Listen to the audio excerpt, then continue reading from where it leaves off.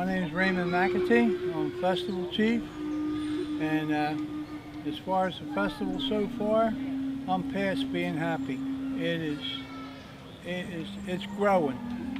We've already had past what we had last year. I'm almost betting money. From the amount of turnover or people I've seen, it's unreal. What it's all about is we're honoring the alligator, Chief Alligator, Hall Pride of Tuscanoogie.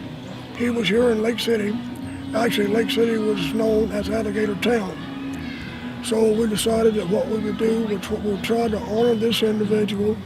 He's also a statue of him down in the lake, the big lake.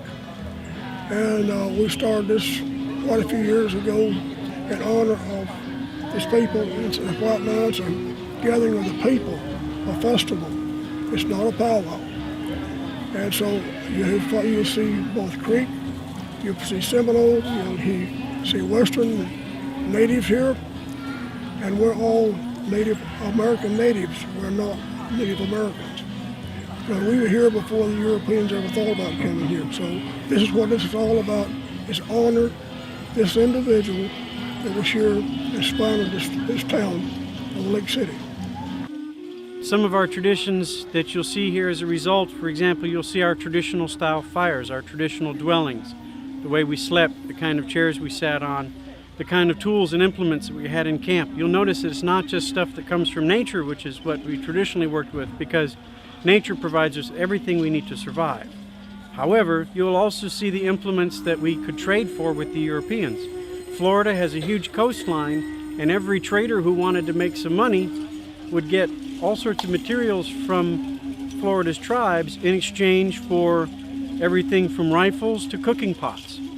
The re-enactors that come on down, since they're coming from all over the place, also are people who are very passionate about what they're doing. They are all volunteers. Nobody's paid to do this. It's people who do it, often who have day jobs, or some of them retired, who are doing it in their spare time. They're people who are really passionate about what they're doing. Several of the people coming out are actual tribal members, and others are simply re-enactors. The soldier re-enactors come out as well, and they represent, some of them actually are descendants of the original soldiers that fought in these battles. Others are people who love history and love the chance to reenact, especially to teach the children. There's a lot of people come into Florida now who are never from Florida, and as a result are not familiar with Florida's history. This is nothing glamorous or big themes in history, so it doesn't get covered in our schools. So this is a chance to really see the parts of history that we often miss out in class, or if we grew up elsewhere in the country, including the Battle of San Felasco. Both ways. Both ways, yes. Oh, here we got Indians! For this particular battle, which started on the afternoon of the 17th of September, 1835, we basically harassed some field hands coming back from the fields picking corn.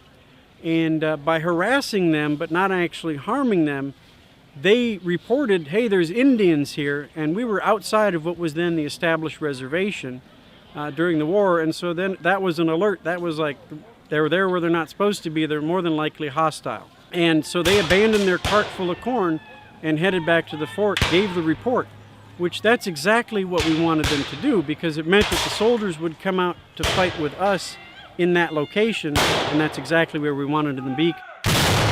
When this party showed up to do war with us, we fought with them for about an hour and a half. We pushed up on the one side, tried to flank them and come behind and then cut them off from that big cannon.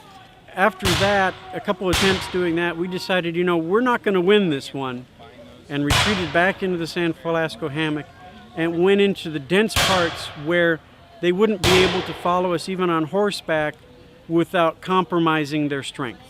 And at that point, they pulled back, and since we didn't come back out, the battle was over, and we lived on to fight another day. This is my wolf hide. It was actually gifted to me about 9 months ago, and I turned it into my head cape.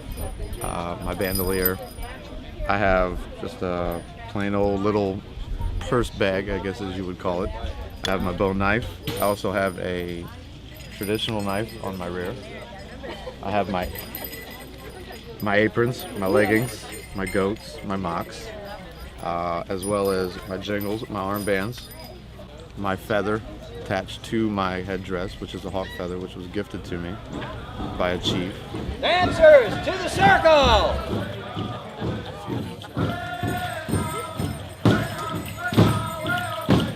I come to Alligator Fest to dance for all the festivities. I'm wearing actually a northern traditional regalia. It's one of the things that I enjoy doing the reenactment because we get to do a lot of extra stuff. We get into a lot of extra places.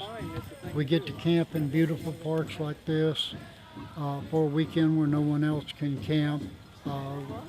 It's just a good way of life, getting back with the way life has always been. I feel if this here's handled right here, this will do nothing but grow. And from last year to here, it's already come out of the ground and it's starting to spread its leaves.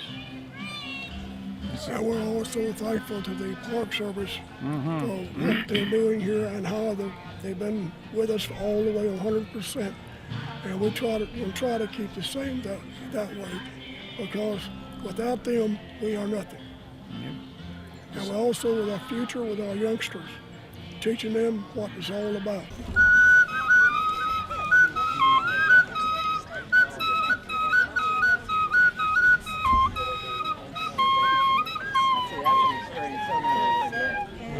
That's our future, right there. Last year, the LakeCityJournal.com actually did a video for us, and that has brought us a lot of publicity. They allowed us to even post a link to it on our website, and we've gotten compliments all through the year and questions all through the year to people wanting to know more about the festival. Yeah, this is an ideal place for it. We tried different places. We tried the college, we tried downtown, but you know, it was too hot. The college, we didn't have room. Here is an ideal place for it, and also because it's part of our history here, our Florida history. So that's why we're trying to keep it here as what we got, the gathering of the people.